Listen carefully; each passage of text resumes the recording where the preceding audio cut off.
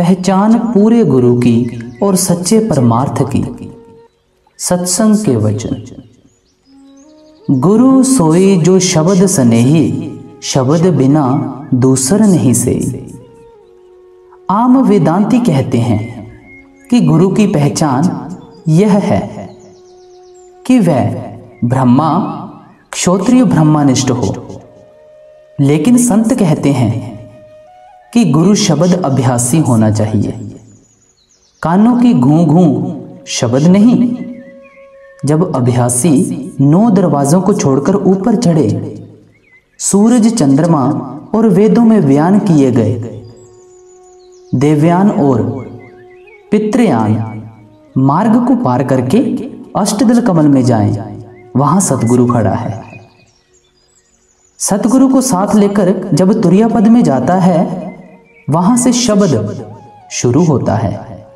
फिर ब्रह्मा पार ब्रह्मा 100 से ऊपर सतलोक में जाकर शब्द मुकम्मल यानी पूर्ण होता है।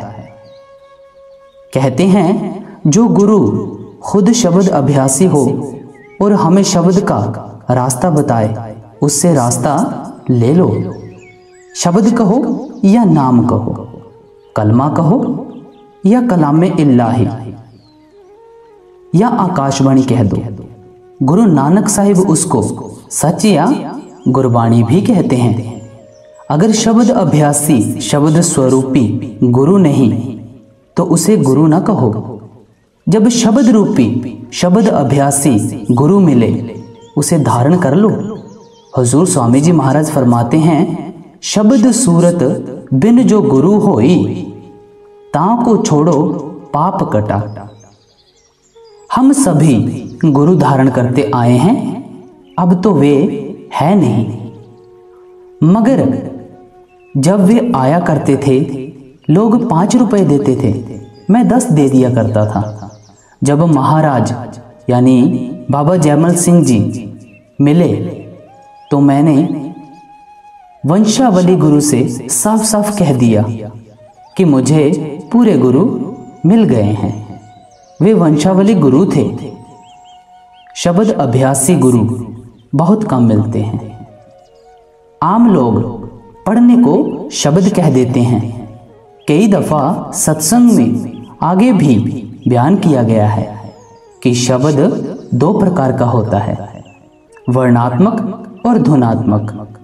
वर्णात्मक वह है जो लिखा जाए, पढ़ा जाए, बोला जाए, चाहे वह किसी देश किसी भाषा यानी जबान का क्यों ना हो। यह 4 प्रकार का है, परा, पशंती, मध्यमा और वैखरी। एक वह जिनमें मन की सूक्ष्म वृत्ति के जरिए नाभि में जो योगी जन हिल्लोर उठाते हैं। दूसरा मन के जरिए हृदय में बोला जाता है। तीसरा वह जो मन के जरिए कंठ में धीरे धीरे बोला जाता है। चौथा वह शब्द जो जबान से बोला जाए, चाहे वह अरबी, फारसी, तुर्की, अंग्रेजी या किसी और भाषा का क्यों ना हो। यह चारों किस्म का शब्द वर्णात्मक है। जिस शब्द की महिमा स्वामी जी करते हैं वह इन सब से परे है, वह धुनात्मक है। उसकी खबर तुरिया पद में जाकर मिलती है। शब्द कमावे सो गुरु पूरा, उन चरणन की हो जा धूरा। जो महात्मा शब्द की कमाई करता है, आपको शब्द का रास्ता बताता है, बस आप उसकी तालीम को कबूल कर लो और शब्द की कमाई करके ऊपर चढ़ जाओ। जो ताकत ब्रह्मा पार ब्रह्मा करोड़ों खंडों ब्रह्मांडों को बनाती है, उसे शब्द कहते हैं।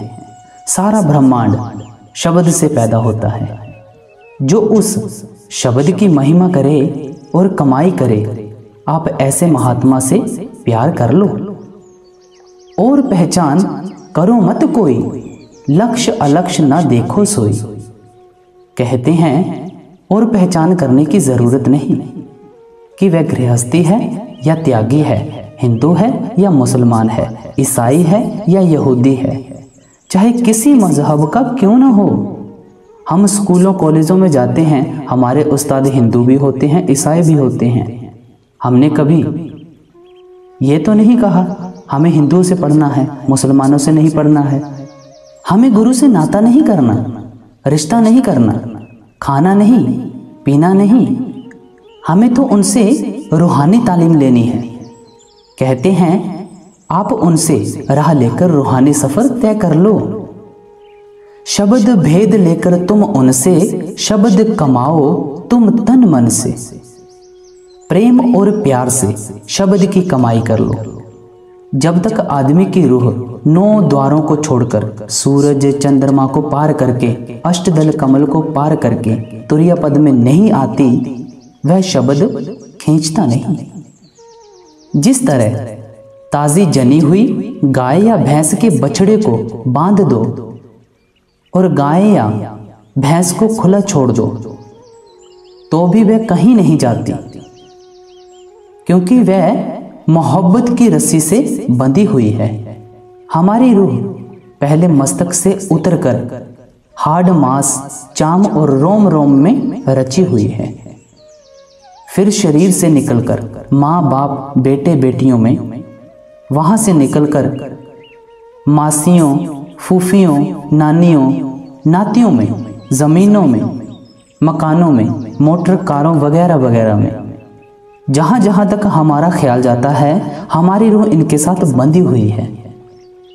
शब्द में कशिश है, पर जब तक रूह 9 द्वारों में है वह उसे खींच नहीं सकता।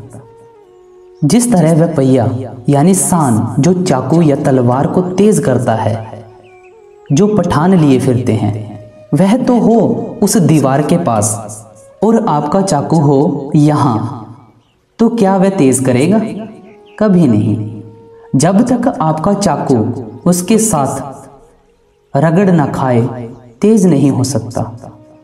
शब्द में कशिश या खिंचाव है, लेकिन जब तक आप अपनी रूह को उसके पास नहीं ले जाते वह खींचता नहीं।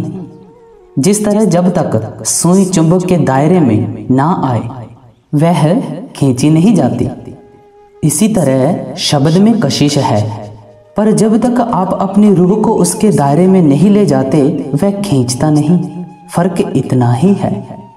स्वामी जी महाराज एक और वाणी में क्या कहते हैं?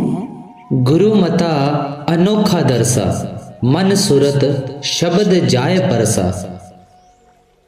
दुनिया में 2 ताकतें काम करती हैं, एक पॉजिटिव एक नेगेटिव। चाहे इनको रहमानी और शैतानी कह दो, चाहे गुरमत और मनमत। संत कहते हैं जो गुरमत है वह मुक्ति का दाता है, सारी दुनिया के मजहबों से ऊंचा है। वैसे तो हर एक आदमी जो किसी न किसी मजहब के अनुसार अपना नित्यनेम अच्छी तरह करने लग जाए, कहता है कि मैं गुरमत में आ गया हूं, लेकिन ये गुरमत नहीं, तुरीय पद तक मन का राज है। हमारी आत्मा या रूह मन के अधीन है। हम मन के कहे खाते पीते, मन के कहे रिश्ते नाते और मजहब कबूल करते हैं। फिर मन भी खुद मुख्तार नहीं, स्वतंत्र नहीं, बल्कि इंद्रियों के वश में है। जो इंद्रिय चाहती हैं मन को खींचकर ले जाती हैं। यहां उल्टा राज है, यानी मजदूरों के वश में हाकिम है और हाकिम के वश में बादशाह। चाहिए क्या था? आत्मा के वश होती बुद्धि, बुद्धि के वश होता मन और मन के वश होती इंद्रियां, यानी बादशाह के वश में होता हाकिम यानी वजीर और हाकिम के वश में होती प्रजा। हर एक आदमी के अंदर अकाल पुरुष, अमृतसर और बेशुमार खंड ब्रह्मांड है, लेकिन आंखों के पीछे पर्दा डालकर हमें बाहर निकाला हुआ है। ना हम अंदर चढ़े ना पर्दा खोला। वह दौलत दबी आई और दबी चली गई, फायदा ना उठाया। यह तो मनमत वालों का हाल हुआ। अब सवाल पैदा हुआ कि गुरमत में अनोखी चीज क्या है कहते हैं जिस वक्त मन और आत्मा नाम के आशिक हो गए, उन्होंने 9 दरवाजों को छोड़ दिया। यहाँ दोनों आंखों के बीच तक शरीर को छोड़कर फिर ऊपर गए। आगे सतगुरु मौजूद है। सतगुरु को साथ लेकर तुरिया पद में गए। वहां जाकर पता लगता है कि गुरमत क्या चीज है। हर एक आदमी के अंदर अमृत बरस रहा है। जब इस जीव ने अमृत पिया, मन काबू में आ गया, काम क्रोध वश में हो गए। जिस तरह इंसान BA MA पढ़कर वकालत या किसी और काम में जाने के काबिल होता है, इसी तरह आत्मा यहां पहुंचकर गुरमत के काबिल हो गई। जब मन ने शब्द की लज्जत ली तो समझो गुरमत का पल्ला पकड़ा। गुरमत बड़ा ऊंचा मजमून यानी विषय है। अभी तो ये गुरमत की आलिफ यानी शुरुआत में आया है। जब गुरमत में आया तो क्या हुआ, आगे कहते हैं। लीला घट देखी भारी, हुई सुरत गगन पनिहारी। रूह सहस्दल कमल में आ गई। वह अनोखा देश है। यहाँ 1000 बत्ती की जोत है। वह नजारा, वहां की खुशी और कैफियत यानी हालात अजीब है। जब रूह ने उसको देखा तो उसके मुकाबले में यह दुनिया गंदगी का ढेर मालूम हुई, जिसमें हम सारी उम्र बर्बाद कर जाते हैं। मेरी आंखों देखी बात है कि जब मैं आगरा गया, एक बीबी यानी औरत मेरे साथ थी। उसकी सूरत अंदर जाया करती थी। आगरा का मकबरा ताजमहल देखने योग्य है। मैंने उससे पूछा कि इसके जैसा मंदिर तुमने अंदर देखा है? कहने लगी, ये तो उसके मुकाबले में गंदगी का ढेर है। जब रूह ने अंदर जाकर शब्द की लज्जत ली, शांति आ गई। अचानक कह उठी कि ओहो, मैं ऐसे ही इतने जन्म भूली रही। आजकल तो जगह जगह नल लगे हुए हैं, नहीं तो पुराने जमाने में हमारी स्त्रियां कुओं पर जाती थी और पानी लाकर घर में रखती थी। इसी तरह रूह उस अमृत की पनिहारिन या पानी भरने वाली हो गई और इसका शब्द रूपी अमृत पीने का शौक रोज रोज बढ़ता गया। आगे फरमाते हैं, अमृत रस पर पिया, तन मन सब शीतल हुआ। नतीजा यह हुआ कि काम क्रोध सो गए, इंद्रियां सो गई, तन मन में शांति आ गई। अब ऐसे अमृत का जिक्र गुरु गोविंद सिंह जी करते हैं। जरा सवै पढ़कर देखो। कहते हैं कि जब तक अमृत नसीब नहीं होता, ये सिख यानी शिष्य नहीं। इसी तरह जब तक अंदर ज्योत प्रकट न हो, ये मन का शिष्य है, गुरु का शिष्य नहीं। क्या कहते हैं गुरु गोविंद सिंह जी? जागती ज्योत जपै निसबासर, एक बिना मन नैक न आने। पूर्ण प्रेम प्रतीत सजे व्रत गोर, मड़ी मट मूल न माने। तीर्थ दान दया तप संजम, एक बिना नह एक पछाने। पूर्ण ज्योत जगह कट में, तब खालस ताही न खालस जाने। कहते हैं तब जाकर खालसा बनता है। आया ख्याल? ऐसे खालसा के हम पैर धोने को तैयार हैं। हर एक महात्मा, चाहे वे हिंदू है या मुसलमान, चाहे सिख है या ईसाई या किसी और मजहब का, जो कि सतलोक गया, कहता है कि हर एक इंसान के अंदर अमृत बरस रहा है। जरा गुरु अर्जुन देव जी का सावन का महीना पढ़कर देखो। क्या कहते हैं? हर अमृत बूंद सुहावणी, मिल साधु पीवनहार। ऐ पुरुष, तेरे अंदर अमृत है, किसी महात्मा से रास्ता लेकर अंदर जा और अमृत पी। यही स्वामी जी महाराज कहते हैं। अगर तुमको कोई कह दे कि अमेरिका में जमीन मुफ्त मिलती है तो बहुत सारे घर बार छोड़कर दौड़ जाएं। इसके विपरीत अगर संत कहते हैं कि आपके अंदर अमृत है तो ये कोई नहीं जाता। क्यों? क्योंकि शौक नहीं, प्रेम नहीं। वह अमृत जो परमेश्वर ने हर एक इंसान को बख्शा हुआ है, इसने पिया तो क्या हुआ? आगे कहते हैं, चोरी अब चोरन त्यागी, घर उनके अग्नि लागी।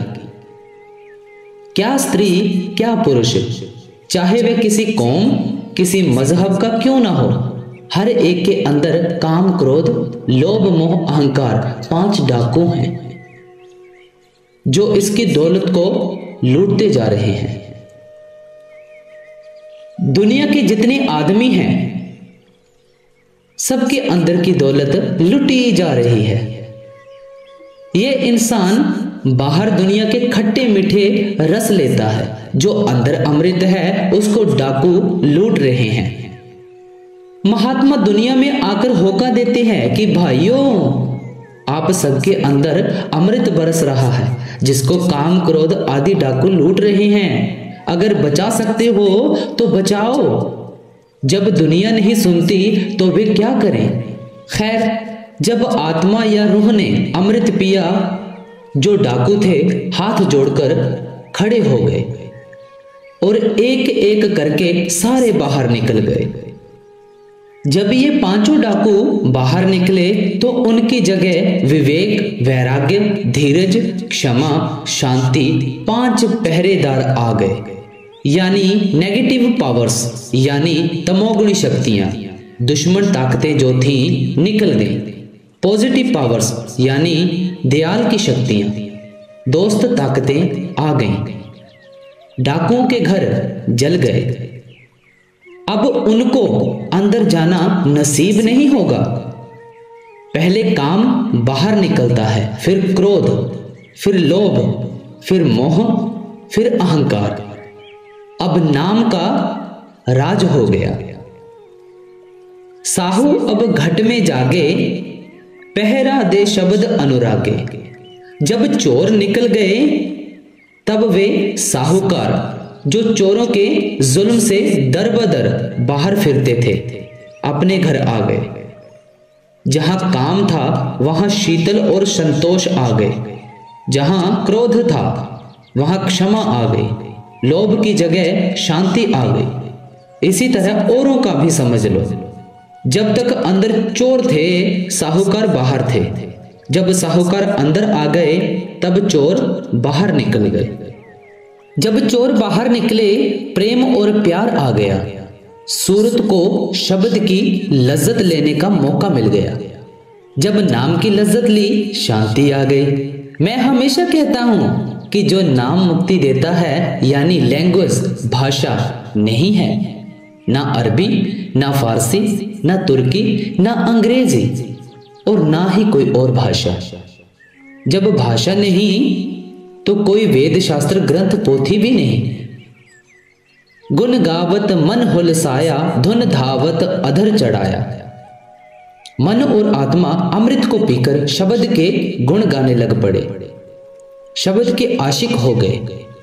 वह जो ब्रह्मा की धुन आ रही है उनको खींचने लग गई। हृदय साफ हो गया और उस शब्द की लज्जत लेती हुई दर्जा वर दर्जा अंदर जाने शुरू हो गई। हमारी रूह सतलोक की रहने वाली है, सतनाम के समुद्र की बूंद है। हम सभी एक ही हैं, लेकिन अपने देश को भूले हुए हैं। इसीलिए कोई कहता है मैं हिंदू हूं, कोई कहता है मैं तुर्की हूं। हमारा मन भी भूला हुआ है और सूरत भी भूली हुई है। जब ये शब्द की लज्जत लेते हैं तो कहते हैं ओहो, हमने अपने कितने जन्म बेकार कर दिए।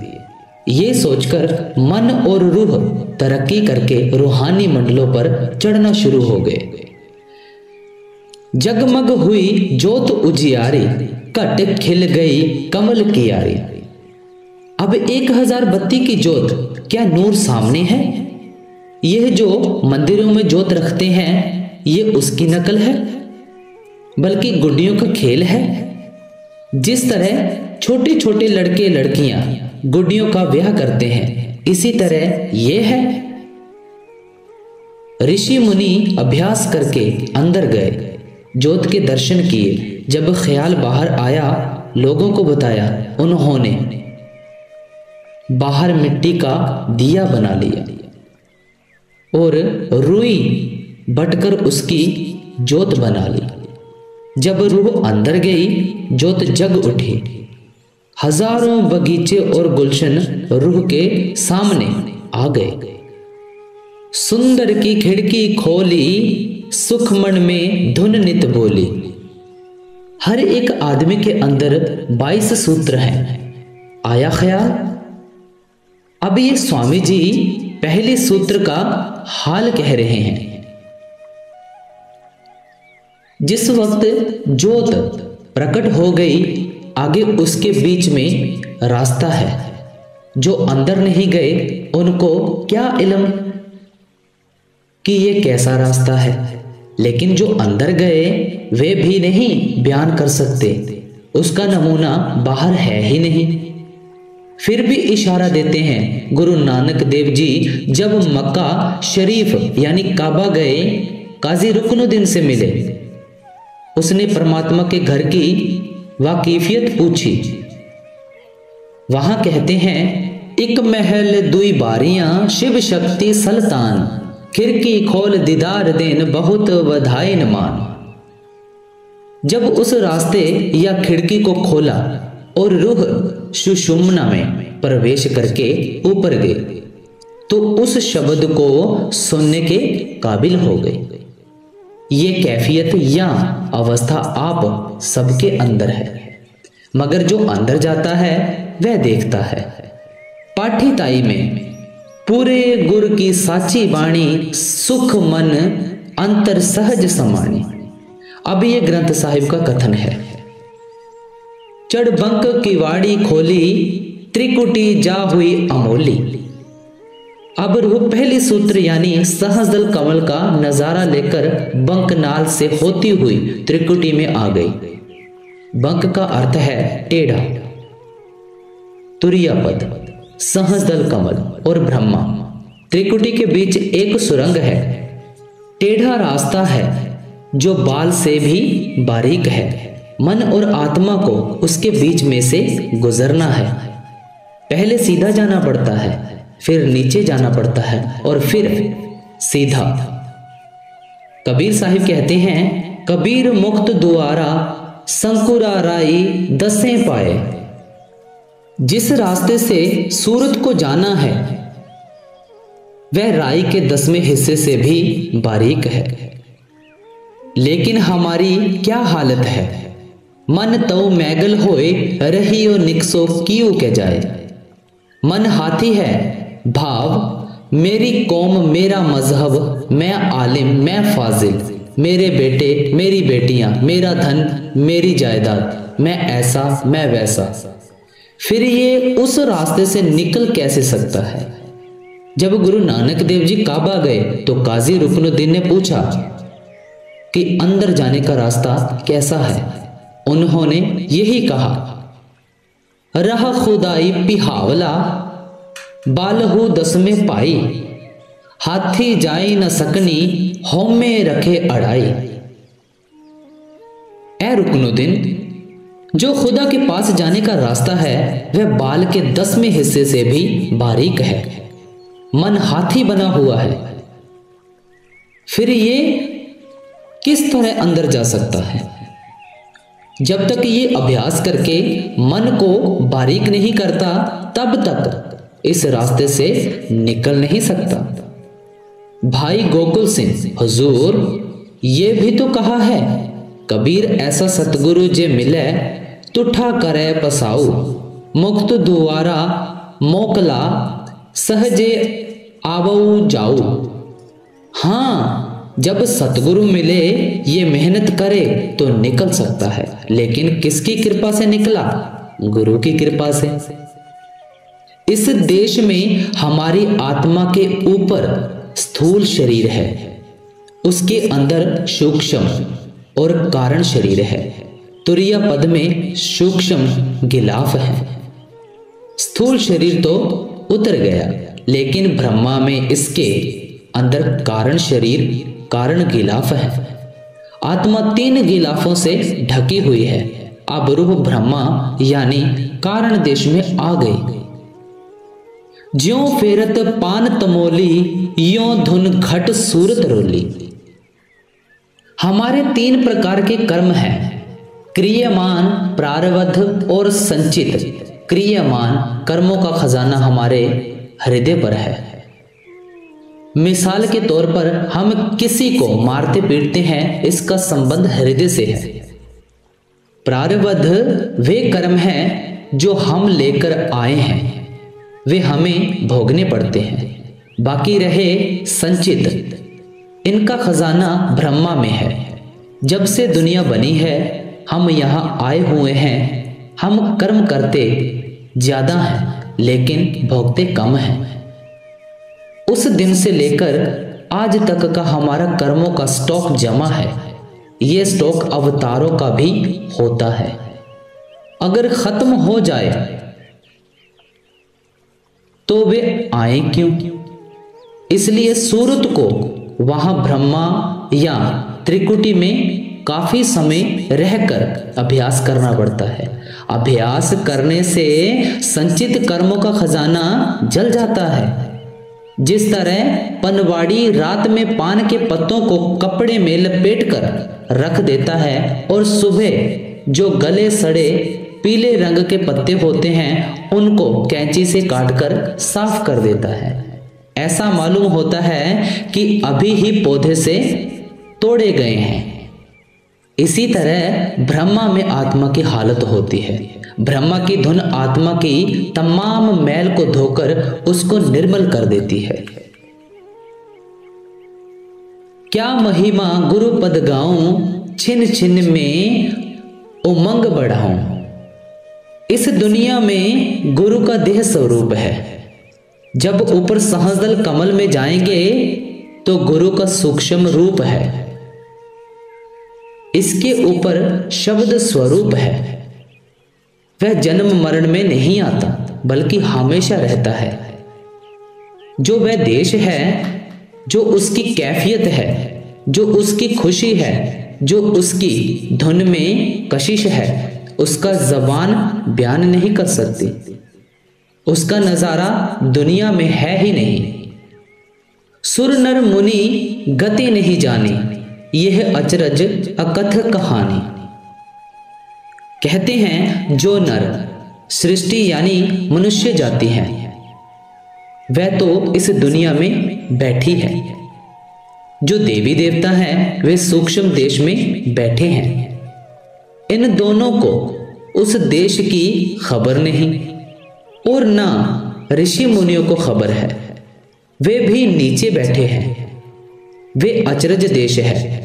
वहां की यानी ब्रह्मा देश की खुशी और शांति बयान नहीं की जा सकती। वहां ना कोई विषय है ना जबान।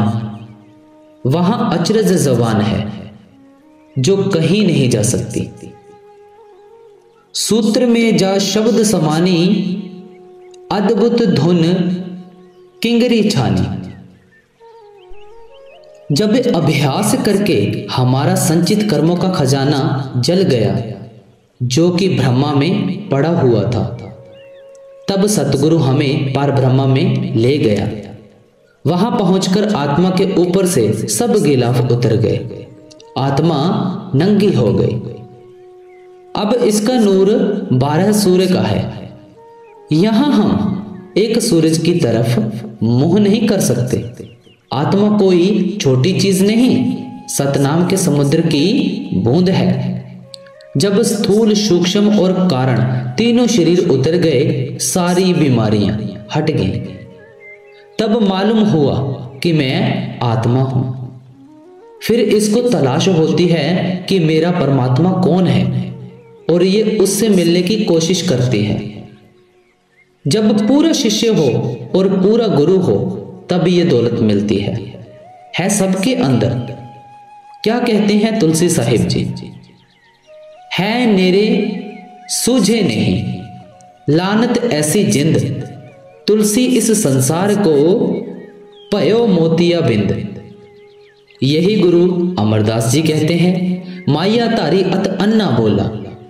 ये अंधा भी है और बहरा भी। क्यों? शब्द न सुने बहु रोल घचोला। अगर शब्द सुनता तो सारी बीमारियां दूर हो जाती।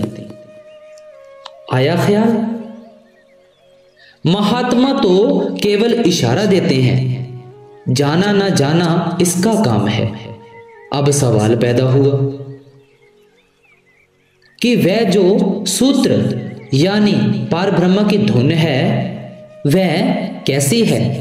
कहते हैं वह नीचे के तमाम मंडलों को ताकत दे रही है। उसका नमूना दुनिया में है ही नहीं। समझाने के लिए संतों ने किंगरी से उपमा की है। जिक्र है योगी किंगरी बजा रहे थे। गुरु अमरदास जी ने कहा, ऐसी किंगरी बजाए जोगी, जित किंगूरी अनहद बाजै, हर सियु रह लिवलाए। इत किंगूरी ध्यान न लागे, जोगी न सच पाले पाए। कहे नानक मुक्त होवह, जोगी साचे रहे समाए। ऐ योगियो, जो किंगरी तुम बजा रहे हो कोड़ी काम की नहीं, बल्कि जितने बाहर के बाजे हैं सारे बेकार हैं।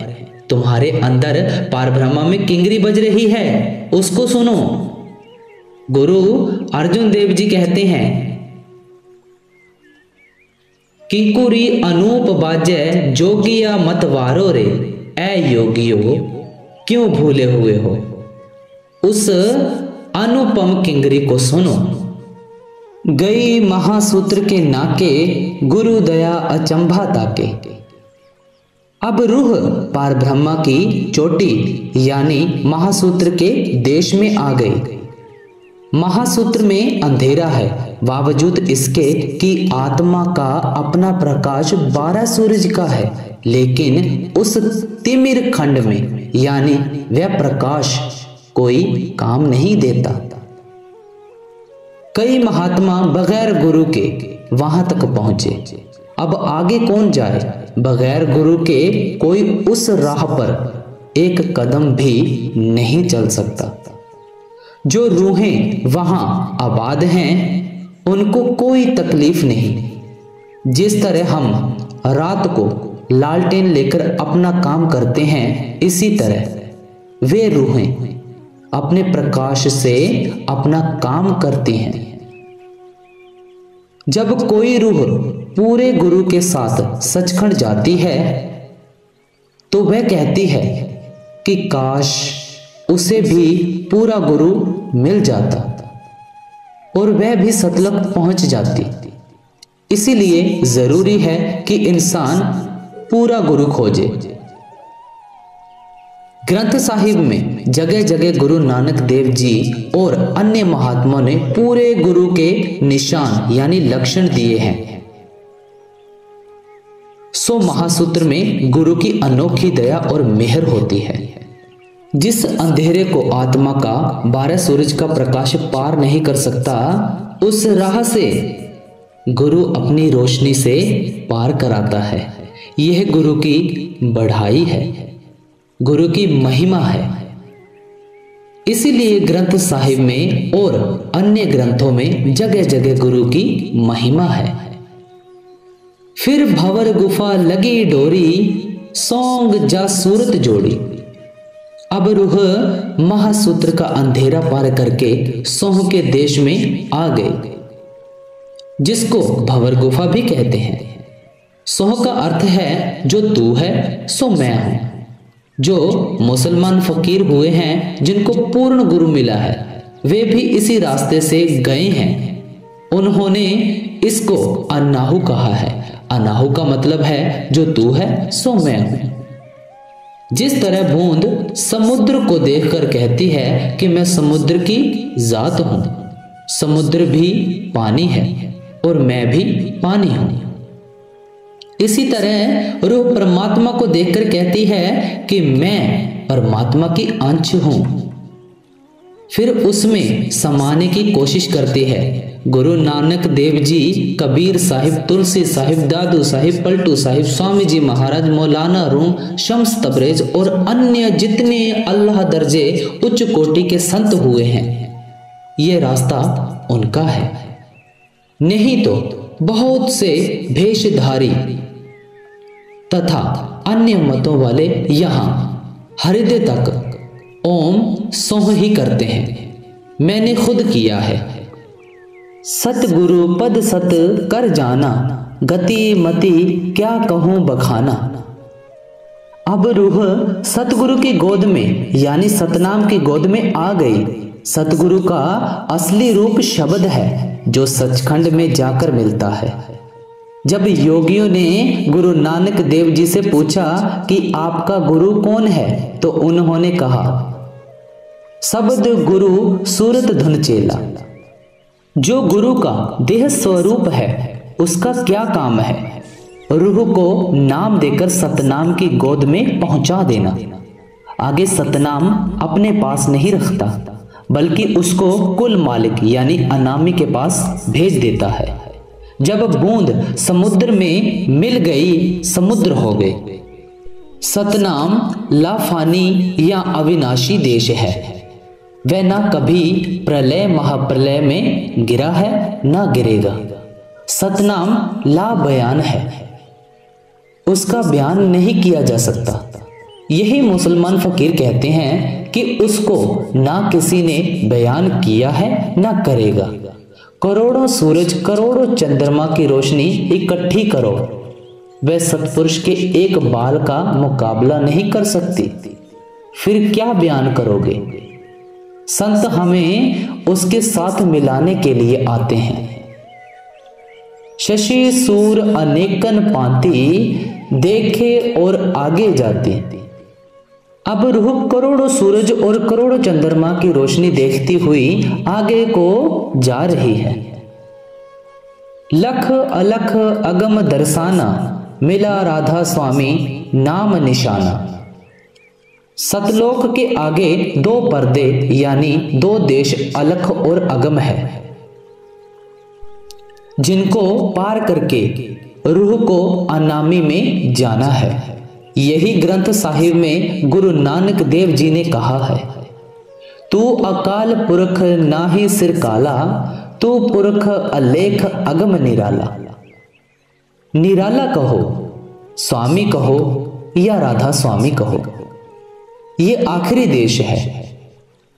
इसी को गुरु नानक देव जी ने स्वामी स्वामी कहा है। कबीर साहिब ने भी स्वामी स्वामी कहा है। यही स्वामी जी महाराज कहते हैं, सबकी आदि कहूं अब स्वामी। स्वामी जी महाराज ने राधा स्वामी यानी रूह का स्वामी कह दिया है। यह परम संतों का मुकाम है। यहां पहुंचकर सब संत चुप हो गए। ये अजब परम पद पाया, अब तक कोई भेद न गाया। अब यह मजमून समझने वाला है। स्वामी जी महाराज कहते हैं कि वह अनोखा देश, अनोखा परम पद है। हमें आज तक इसकी खबर नहीं मिली थी। क्यों? क्योंकि हमने आज देखा है कि आज तक वहां कोई पहुंचा ही नहीं। ये गलत ख्याल है, पाप है। क्या कहते हैं स्वामी जी महाराज? साहिब कबीर और तुलसी साहिब दयाल मता इन आन चलाई, राधा स्वामी खोल सुनाई, मैं भी इन संग मेल मिलाई। जो कबीर साहिब और तुलसी साहिब कह रहे हैं वही मैं कह रहा हूं। यानी हमारे कान में ये भेद आज तक किसी ने नहीं डाला है। नहीं वेद कतेब सुनाया, जोगी नहीं ज्ञानी ताया। वेद ब्रह्मा यानी ओम तक का बयान करते हैं, जो कि दूसरी मंजिल है। इसके आगे कहते हैं नेति नेति यानी आगे का पता नहीं। इस परम पद का पता ना वेदों को है ना चारों कतेबों को। किताबों ने भी ऊपर जाकर कह दिया ला इल्लाह इल्ला अल्लाह, आगे कुछ नहीं। योगी तुरिया पद में रह गए। जो योगीश्वर और ज्ञानी थे वे ब्रह्मा में रह गए। इस पद की दुनिया को कोई खबर नहीं। यह वस्तु अमोलक पाई, कोई विरले संत बताई। इस वाणी का अर्थ साफ साफ है, यह अनोखी और अमोलक चीज है, परम संतों का धाम है। विरले विरले संत महात्मा हैं जो यहां तक पहुंचे हैं। मेरे राधा स्वामी परम दयाल, जिन किन्हा मोहि निहाल। जो कुल मालिक है, जिसको हम स्वामी, अनामी या राधा स्वामी कहते हैं, वह दयाल है। उसने मुझे भी गरीब समझकर बख्श लिया, यानी गले से लगाकर मेरी रूह को सुहागिन बना लिया। राधा स्वामी वाहे गुरु का नाम है, किसी और चीज का नाम नहीं। मैं आरत उनकी करता, तन मन दो चरणन धरता। मैं कुल मालिक का बंदा हूं और उसकी आरती करता हूं। मेरा तन मन धन उस पर कुर्बान है। मैं हर दम यही पुकारूं, मत अगम अगाध समारू। मैं हर वक्त उसका भजन, उसका ध्यान और उसकी उपासना करता हूं। वह मेरा मालिक है, खुद खुदा है, समुद्र है, बहदहू ला शरीक है। मेरा भाग उदय हो आया, राधा स्वामी चरण ध्याया।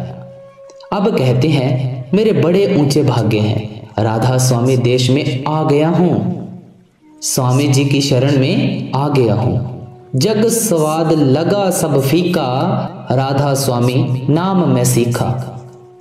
कहते हैं ये नाम सबसे ऊंचा है और मुझे प्यारा लगता है। जितने दुनिया के स्वाद हैं, इसके मुकाबले में कुछ भी नहीं। गति मति मेरी उल्टी पलटी, गुरु कर दई सूरत सुलटी। यह संतों की कैफियत है, तारीफ है कि कुल मालिक में समाकर भी दम नहीं मारते। कहते हैं मैं तो कोई चीज नहीं था, मेरी गति मति जो उल्टी थी पलटकर सीधी हो गई। सतगुरु की कृपा से यहां पहुंच गया। अगर सतगुरु की दया न होती तो मैं किस तरह पहुंचता। जो कुछ दया है सतगुरु की, यही कारण है कि संतों को माया नहीं गिराती। उनमें मान बढ़ाई और अहंकार नहीं होता। उनमें जो नम्रता और दीनता है वह उनको माया के फंदे में फंसने नहीं देती। अंत में क्या कहते हैं, मेरा काज हुआ सब पूरा, मैं राधा स्वामी चरणन दूरा।